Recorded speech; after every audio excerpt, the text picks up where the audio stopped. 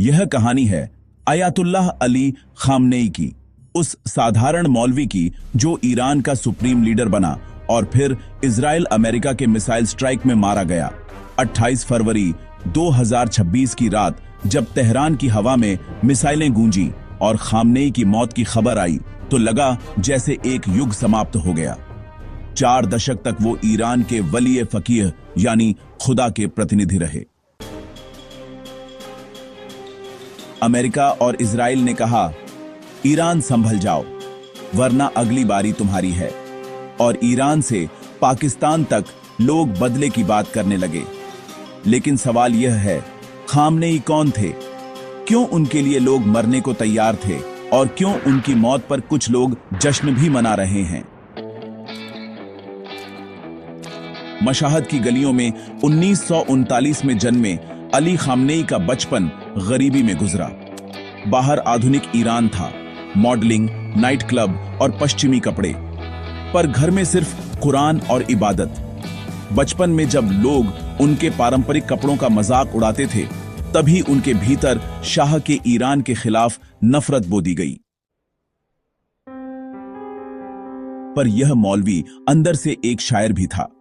Jail की अंधेरी रातों में वे गजलें लिखा करते थे, लेकिन सत्ता में आने के बाद वही हाथ कलाकारों को चुप कराने लगे। उनकी नरमी सख्ती में बदल गई। उनकी जिंदगी का मोड़ आया 1969 की ईरानी क्रांति में। कोम में उनकी मुलाकात अयातुल्लाह खुमैनी से हुई, जिन्होंने सिखाया कि इस्लाम और राजनीति एक हैं। खामनेई जेलों में रहे, कोड़े खाए, पर पीछे नहीं हटे। खुमैनी के निधन के बाद 1989 में वे सुप्रीम लीडर बने और यहीं से शुरू हुई उनकी सल्तनत। उसी दौर में हुआ 1988 का नरसंहार, जब हजारों राजनीतिक कैदियों को फांसी दी गई। खामनेई राष्ट्रपति थे और इस घटना ने उनकी निर्दयता को पक्का किया।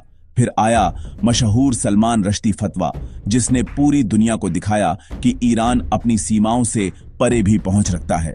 इस फतवे के असर से दशकों बाद तक हिंसा होती रही और 2022 में न्यूयॉर्क में रश्दी पर हुआ हमला उसी जड़ से जुड़ा था।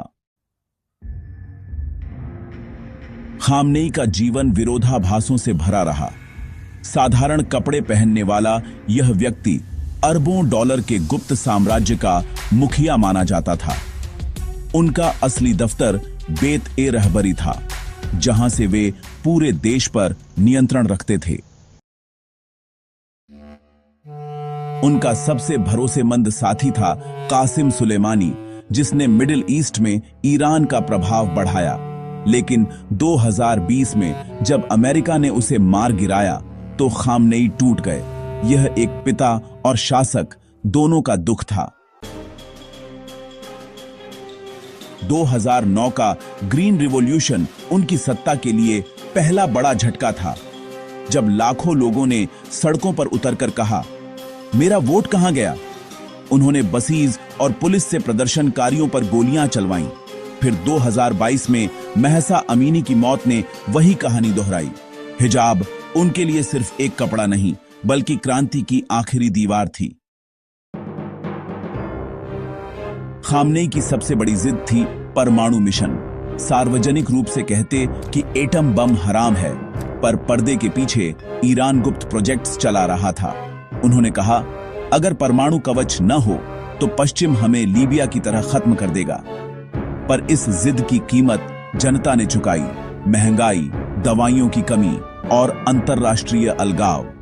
धीरे धीरे उनके बेटे मुस्तबा खामनेई सत्ता के असली वारिस बन गए और 2026 में जब मिसाइल ने उनके बंकर को उड़ा दिया तो मुस्तबा को उनका उत्तराधिकारी घोषित कर दिया गया।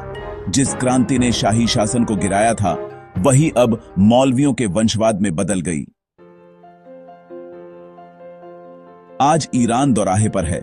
या तो खामनेई की राह पर कट्टरता की ओर बढ़े या उस पुराने ईरान की ओर लौटे जो कला, संगीत और दोस्ती का था। पर खामनेई की 40 साल की छाया इतनी गहरी है कि उसे मिटाना आसान नहीं। एक साधारण मौलवी जिसने अपनी जिद और आस्था के दम पर दुनिया को युद्ध के मुहाने पर ला खड़ा किया। अब इतिहास तय करेगा क्या खामनेई को इस्लाम का रक्षक कहा जाएगा या विनाश का वास्तुकार? यह कहानी खामनेई की। 3 नमस्कार।